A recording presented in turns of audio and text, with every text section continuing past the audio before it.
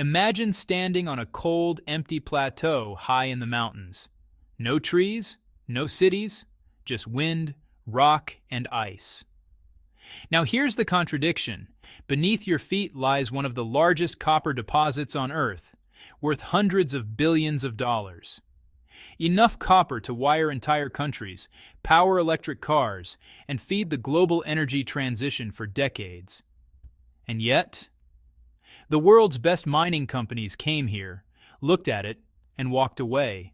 Not small firms, not amateurs, but global mining giants with decades of experience, deep pockets, and advanced technology. Their verdict was blunt. This was a mine no one could exploit. Some called it unprofitable. Others called it unmanageable. Industry insiders gave it a darker nickname, the Hell Mine. So most of the world did the logical thing. They gave up. And then China did something that made no sense at all. China didn't just study the mine. China didn't just test it. China bought the entire thing for $7 billion US. No discounts, no safety net, no proven success story. At the time, critics laughed, analysts shook their heads, Western media openly mocked the deal. Why would anyone spend billions on a resource the world had already declared impossible to mine? That question, that contradiction, is where this story really begins. So why would China buy a mine everyone else had already given up on? To understand why everyone walked away, you first need to understand where this mine actually is. This copper deposit sits deep in the Peruvian Andes, at an altitude of over 4,000 meters. That's higher than most mountain towns on Earth. At that height, the air contains only about 60% of the oxygen found at sea level. In simple terms, even walking feels like running a sprint. Workers suffer headaches, dizziness, and shortness of breath just from standing up too fast. Heavy physical labor becomes exhausting within minutes. Machines lose power, engines struggle, humans struggle even more, and the climate makes everything worse. This region is hit by snowstorms more than 200 days a year.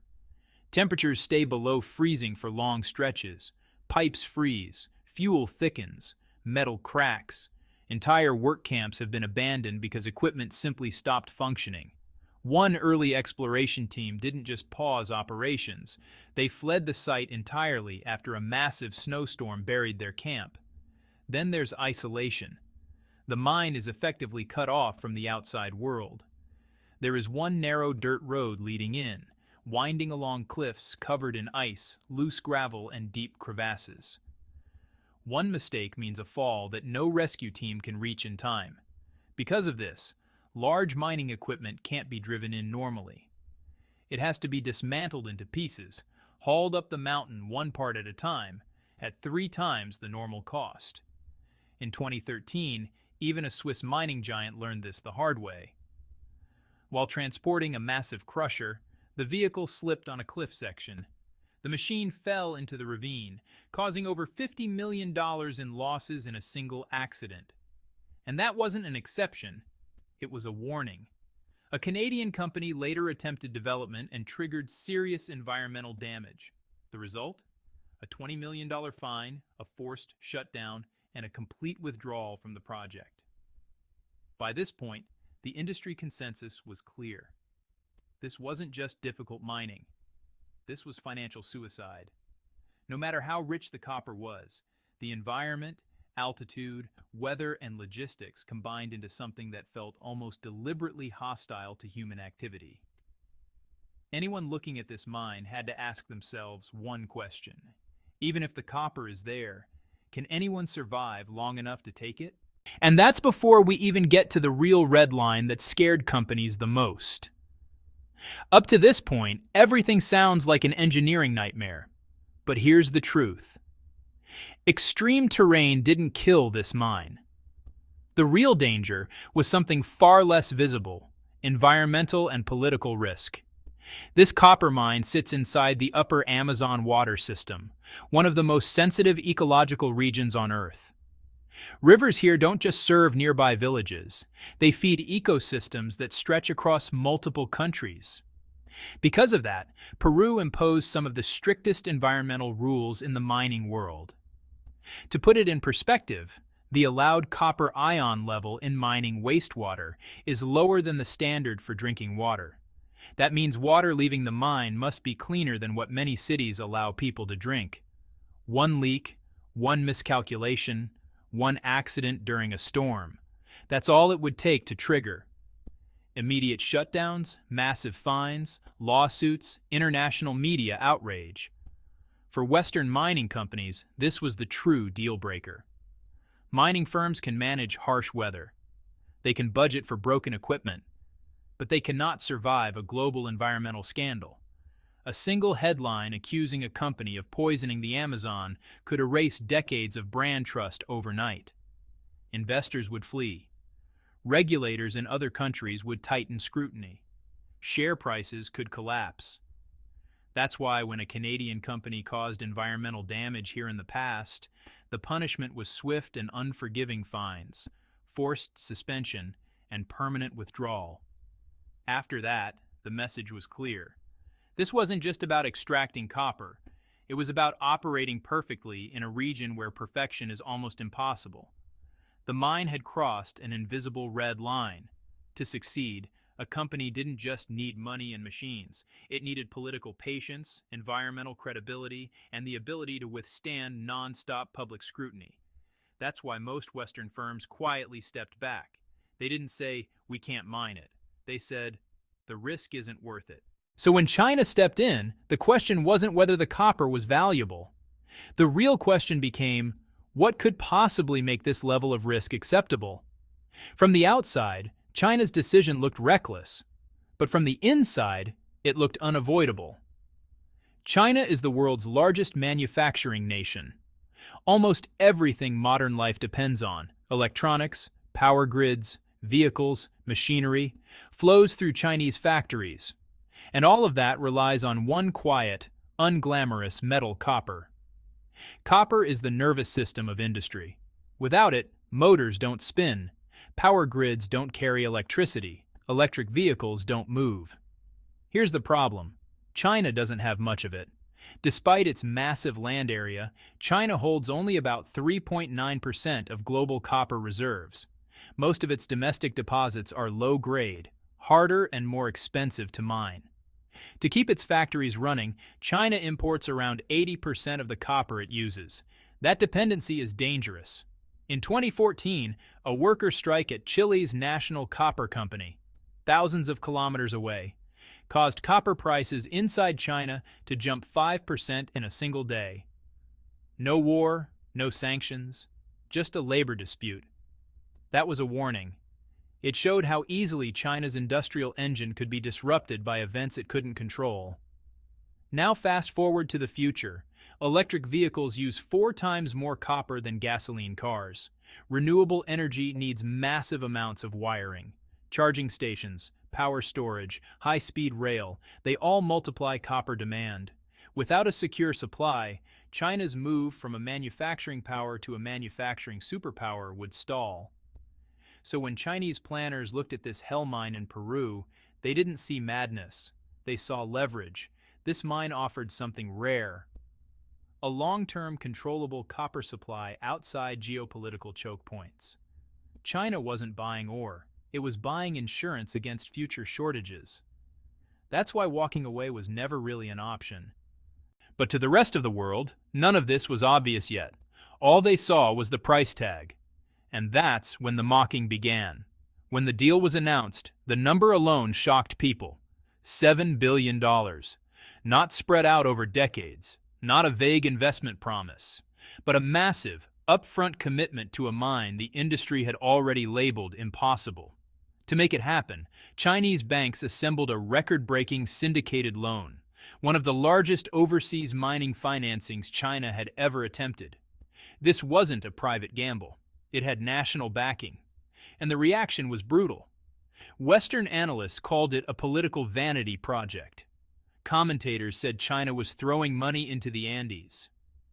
Some joked that the mine would become a $7 billion monument to failure.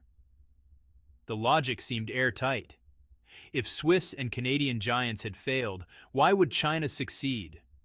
If the environment was too risky, the terrain too extreme, and the logistics too expensive. How could a newcomer do better? Many expected a familiar ending: construction delays, cost overruns, local protests, quiet withdrawal. To critics, it wasn't a question of if China would fail, only how long it would take. And for a while, reality appeared to support them. Engineering teams were delayed by storms. Access roads collapsed. Operations were repeatedly halted. From the outside, it looked like history repeating itself, which is exactly why what happened next surprised everyone. Because instead of pulling back, China did something no one else had tried. It stopped treating the mine as a normal mining project and started rebuilding the entire system around it. Most companies tried to force this mine to fit old mining logic. China did the opposite. It redesigned everything from the ground up. The first priority wasn't digging copper. It was infrastructure. Engineers surveyed the mountains with drones and satellites, then carved wide, stable roads directly into sheer cliffs. What had once been a deadly single-lane dirt track became a reliable transport corridor. This alone changed the equation. Equipment could move safely, supplies could arrive on schedule, costs stopped spiraling out of control. Next came technology adaptation. At 4,000 meters, standard mining machines simply don't work well. Engines lose power. Electronics fail. Hydraulics behave unpredictably. So Chinese teams partnered with domestic research institutes to build custom equipment designed specifically for high-altitude conditions. But the real breakthrough was automation. Instead of sending thousands of workers into thin air and freezing storms, China moved the brain of the operation elsewhere. In Lima, engineers built a remote control center linked by high-speed networks.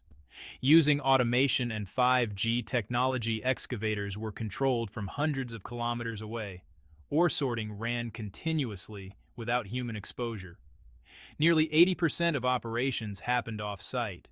To manage risk, every worker on site wore smart helmets that tracked heart rate and oxygen levels in real time. AI systems monitored slopes and soil movement, issuing early warnings for landslides. In 2023, when a massive landslide struck the area, the system triggered an alert. All personnel were evacuated in 10 minutes, no casualties. The message was clear. China didn't outwork the mine, it outthought it.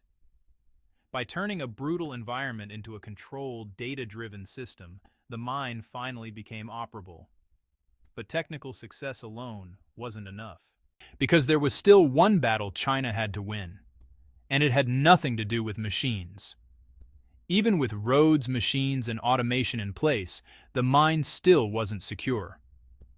Because the biggest threat left wasn't geological or technical, it was people. In 2021, local communities near the mine began protesting. Many residents feared that mining would poison their water, damage farmland, and leave them with nothing but scars on the land. These fears didn't come out of nowhere. Past mining projects in the region had caused real harm. Operations were forced to stop for 50 days. Global copper prices jumped almost immediately. At this point, many companies would have done what others had done before: call lawyers, pressure the government, wait it out. China chose a different approach. Instead of confrontation, Chinese companies entered direct negotiations with local leaders, residents, and the Peruvian government. Meetings were held, data was shared, concerns were addressed one by one. But talk alone wasn't enough. So China backed words with action. They invested in local infrastructure, building bridges that cut commuting times by hours. They expanded hiring from nearby towns and raised wages to 3 times the local average. Today, around 60% of young people in surrounding communities want to work at the mine. Environmental commitments were made public and measurable: large-scale reforestation projects, fish released into local rivers, continuous water monitoring shared with communities. China also launched regular open forums, inviting residents into the mining area to see operations for themselves. This transparency mattered. It turned suspicion into oversight, and fear into participation. The result was legitimacy. The mine stopped being seen as an outside force extracting wealth.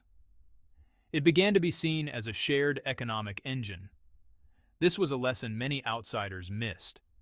You can build the most advanced mine on Earth, but without local trust, it won't run for a single day. And once that trust was secured, the true impact of the mine finally became visible. A decade after being written off as impossible, the numbers tell a very different story. So far, the mine has already produced 2.7 million tons of copper. At current prices, that's worth around $27 billion, nearly 4 times the original purchase price. And it's far from finished. Recoverable reserves still exceed 10 million tons, pushing the mine's total potential value toward $100 billion. Every year, about 400,000 tons of copper concentrate leave Peru, cross the Pacific, and arrive at Chinese ports less than a month later. From there, that copper becomes motors for electric vehicles, cables for solar and wind power, the backbone of modern power grids. For Peru, the impact has been just as dramatic. In the region surrounding the mine, per capita income has more than tripled over the past decade. The project has paid over $1.7 billion in taxes, contributing a meaningful share to Peru's national budget. China didn't stop at extraction. Ports were expanded, railways were upgraded, smelters were planned to keep more value inside the local economy. There are even plans to power the entire mine with renewable energy. Zoom out far enough, and the picture becomes clear. This wasn't just a successful mining project, it was a strategic reshaping of supply chains. One remote mine in the Andes now feeds factories, energy systems, and industries half a world away. And as demand for copper continues to surge with the rise of electric vehicles and renewable energy, its importance will only grow. That's the real lesson here. This story was never just about copper. It was about who controls the foundations of the future economy, and who is willing to redesign entire systems to secure them. If you want more stories like this, where economics, geopolitics, and strategy collide, make sure to subscribe, turn on notifications, and stay with us. Because the next map being redrawn may surprise you even more.